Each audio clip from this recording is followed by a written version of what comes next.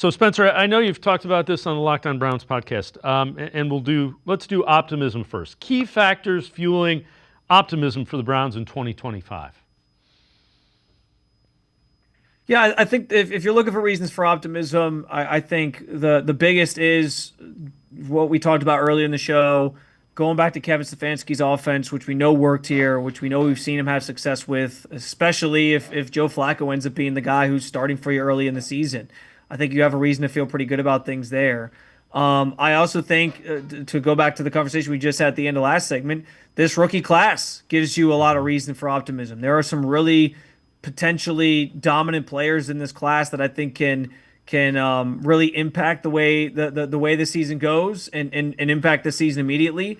And so I think you leave kind of feeling pretty good about things. I also think the quarterback situation kind of falls into both buckets of like pessimist. If you have like a pessimistic view on the season, well, hey, you don't really know who's starting, and there's a lot of questions there. But on the flip side of that, like I think there's a lot of potential in this group, especially if Dylan Gabriel and Shedeur Sanders are able to hit, or one of those guys becomes your franchise quarterback. Like you kind of walk away feeling like you're in a better situation than you were going into 2025. So I think those are some of the biggest reasons I'm looking at.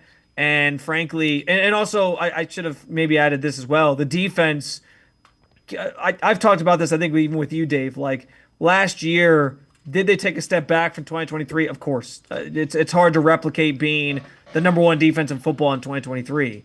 But I also don't think it was as drastic as people made it out to be, because I think there was a lot of instances where they kept the Browns in games as long as they could. But when the offense was turning the ball over as much as they did, when they were going three and out as much as they did, it was hard to get off the field at times.